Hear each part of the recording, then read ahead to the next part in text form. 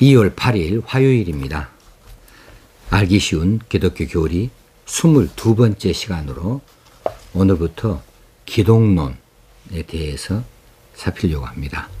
오늘은 그 기독론 첫 번째 시간으로 그리스도의 명칭, 오늘 다룰 내용은 그리스도의 명칭이 되겠습니다. 성경에는 예수 그리스도에게 쓰여진 이름들이 많이 등장합니다. 그 이름들은 그분 예수 그리스도의 존재, 그분의 성품, 그분의 상태, 그분의 직책 등을 나타내주고 있지요. 그 중에서 중요 명칭 5가지를 오늘 살펴보려고 합니다. 첫 번째는 우리가 너무나 잘 알고 가장 통상적으로 사용하는 이름, 예수라고 하는 이름이죠. 예수, Jesus, 예수라는 이름은 히브리어 여호수아 또는 예수아라고 하는 이름의 헬라어 형태입니다. 구약 성경에 히브리어 이름으로 여호수아가 있죠. 눈의 아들 여호수아, 여호수아서의 주인공. 그 여호수아가 헬라어식으로 이름을 부르면은 예수가 되어집니다. 그러니까 여호수아나 예수나 같은 뜻을 갖겠지요. 그래서 이 여호수아란 이름이 구원하다라고 하는 히브리어에서 파생되어졌기 때문에 신약에서의 예수라는 이름도 구원하다라고 하는 뜻으로 사용되어질 수 있는 거죠. 그래서 이 예수는 여호와는 구원이시다라고 하는 뜻의 히브리어에서 헬라어식으로 바뀌어 적용이 되어졌습니다. 그래서 마태복음 1장 21절에 보면은 예수 그리스도의 탄생 기사 가운데 예수라는 이름이 개인적인 명칭으로서 사용되어지는데 그 의미는 그가 자기 백성을 저희 죄에서 구원할 자임이니라. 그 친절하게 그 설명을 붙여준 그대로의 의미를 갖고 있습니다. 예수라는 이름은 구약의 히브리어식 이름 여호수아와 같은 뜻으로 헬라어식으로 부를 때 예수가 되어지는데 이것은 의미가 뭐냐 하면 헬라어에서 말하는 히브리어에서 말하는 여호와는 구원이시다라고 하는 그런 의미를 갖고 있다고 하는 거예요. 그래서 예수님은 천사가 이름을 지어줄 때 이름을 예수라 하라, 이 예수라고 하는 것으로 붙었고, 그래서 이 이름이 사람에게 다 이름이 있듯이 예수님이 불려지는 이름이 바로 예수라고 불려졌는데 그 뜻이 그가 자기 백성을 저희 죄에서 구원할 자라고 하는 그런 의미를 그대로 구약으로부터 이어받고 있는 거죠. 자, 두 번째는 그리스도입니다. 크라이스트. 자, 그리스도라고 하는 이름은 기름 부음을 받은 자라는 의미를 갖고 있습니다. 구약에서 메시아가 그렇지요.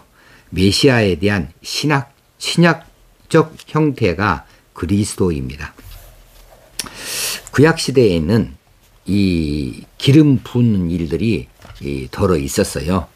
중요한 인물들을 구별하기 위해서 또 그 하나님의 특별한 사용을 받는다는 사람으로서의 그 권위를 부여하기 위해서 기름을 부어 주었습니다. 그래서 선지자를 세울 때에 그랬습니다. 제사장도 기름 부음을 받았습니다.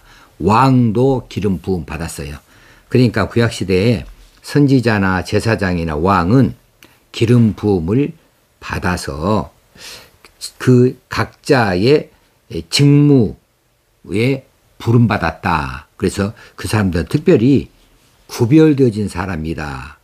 그렇게 나타냈고, 이렇게 기름 부음 받음으로써 그 자기에게 맡겨진 선지자직이나 제사장직이나 왕직에 대해서 자격을 얻은 셈으로 치게 된 것이지요. 그러면 이 기름은 무엇이냐 하면 기름은 성령의 상징입니다. 하나님께서 이들을 불러서 하나님께서 사용하시는 일꾼으로 하나님의 종으로 이 성령을 부어주셨다라고 하는 의미로 기름을 부어준 것이죠. 자, 예수 그리스도께서도 이 그리스도라는 이름을 부름을 받았다고 하는 것, 이건 직분을 말하겠지요. 아까 예수는 통상적인 사람의 이름이라고 하지만 그리스도는 그런 의미에서는 직분이죠. 하나님께로 특별히 부름받았다, 구별되어졌다 라고 하는 뜻이지요. 자, 그러면 예수님께서는 선지자, 혹시는 제사장, 왕들이 받는 이 기름 부음을 어떤 의미로 예수님 받으셨냐 하면 예수님께서는 선지자적인 역할을 하셨어요. 하나님의 뜻을 세상에 대신해서 말씀해 주시는 역할, 그리고 대제사장으로서의 제사를 감당하는 대제사장으로서의 사명을 가지고 세상에 오셨죠. 또 예수님은 만왕의 왕으로서의 이 직분을 갖습니다.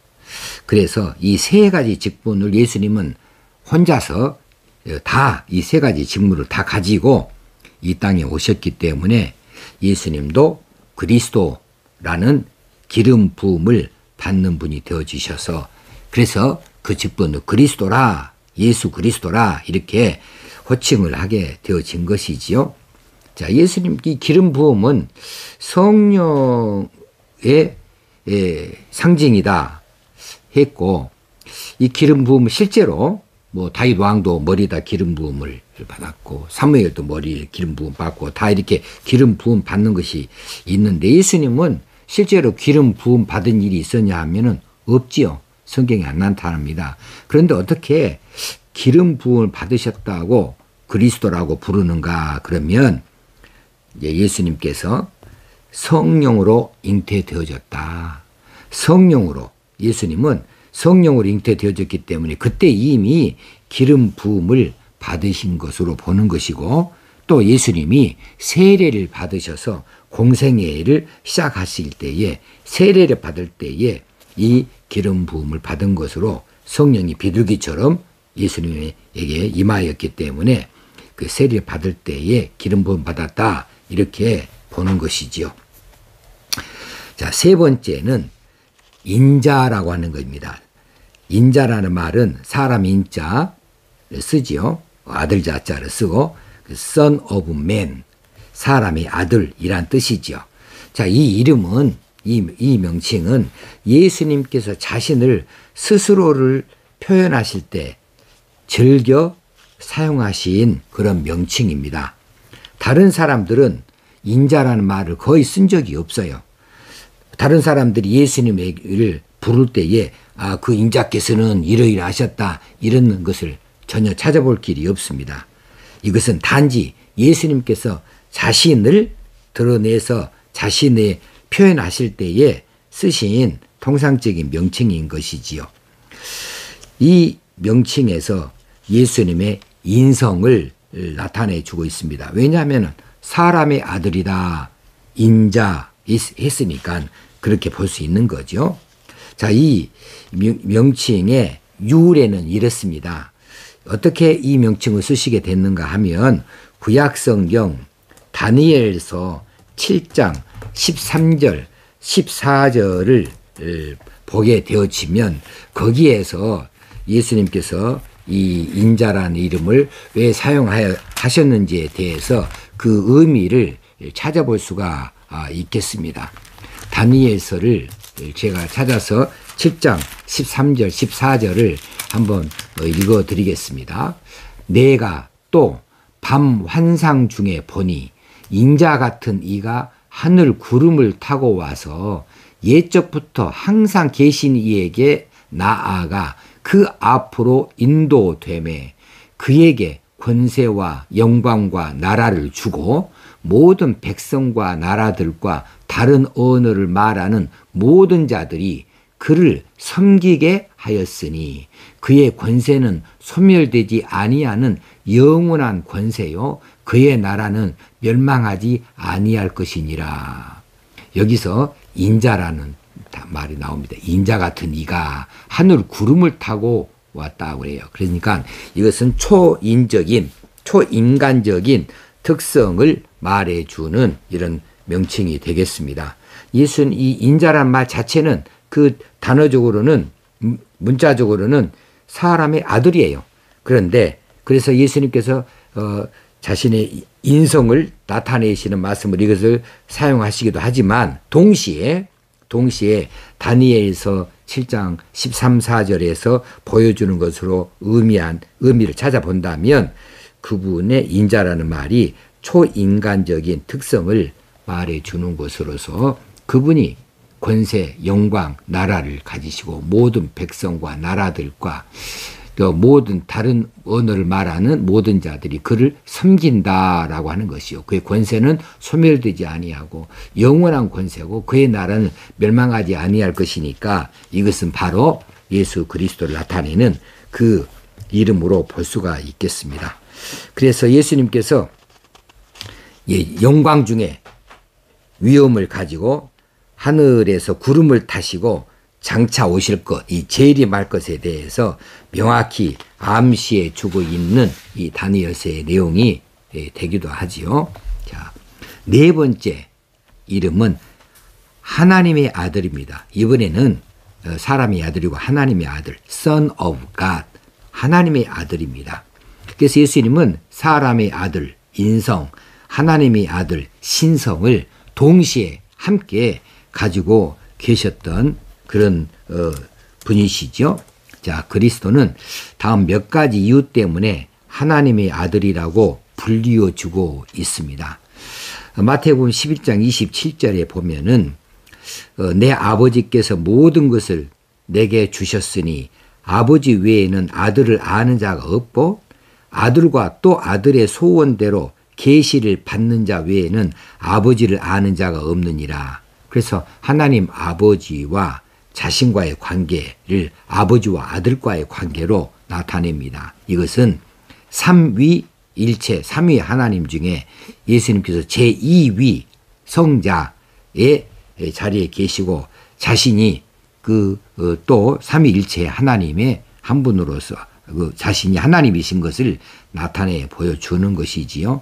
그래서 하나님의 아들이라 이렇게 불리워지는 것이고 또 두 번째는 기름 부음 받은 메시아이시고 또 하나님의 후사와 대표자이시기 때문에 그렇습니다. 마태복음 24장 36절에 보면 그러나 그 날과 그 때는 아무도 모르나니 하늘의 천사들도 아들도 모르고 오직 아버지만 아시느니라. 이 종말에 대한 이야기죠.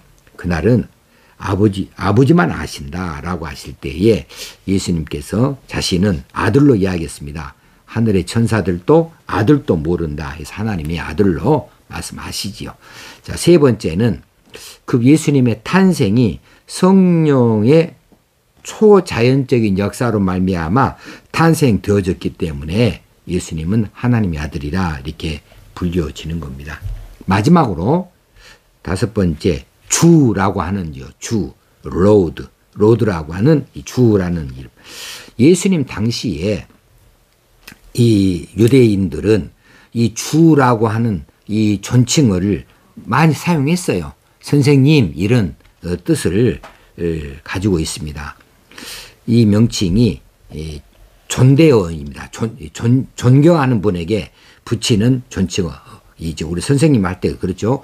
아무개 선생님, 뭐 꼭 학교에서 어린이 학생을 가르치는 분을 나타냈을 때 선생님이라고 거기에만 말하는 것이 아니고 우리가 사회생활 할 때에도 뭐 이제 상대방을 높일 때 선생님 이렇게 존칭어를 사용해서 부르듯이 당시 사람들이 이 로드라고 하는 말, 주라는 말을 자주로 사용했는데 이 명칭이 특별한 의미를 갖게 된 것은 예수님의 부활 사건부터입니다. 부활한 이후로부터 이 주라고 하는 말이 많이 사용되어지게 된 것을 볼 수가 있습니다. 예수님이 교회의 주인이시다. 또 통치자이시다. 또 하나님과 동일하신 분이라고 하는 사실을 나타내는 의미로 주라고 하는 말을 썼습니다. 자, 예수님의 이름이 성경에 여러 가지 나타나지만 제일 많이 사용되어지는 예수, 이거 사람의 이름, 뭐 홍길동 하듯이 그렇게 이름을 쓰는 것이고, 그리스도 이건 직분입니다.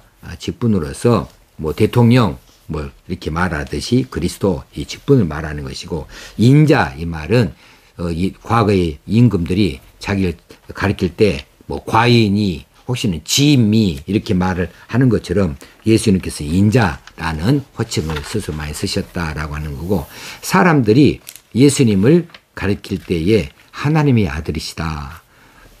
또 예수님께서 스스로 하늘의 하나님을 아버지라 부르고 자신의 아들이라 부르신 적이 있어서 하나님의 아들로, 또는 많은 사람들이 예수님을 주여 할 때 주라고 우리 불렀다라고 하는 이 다섯 가지 명칭을 살펴봤습니다. 네, 다시 내일 이 시간에 다시 한번 뵙도록 하겠습니다. 감사합니다.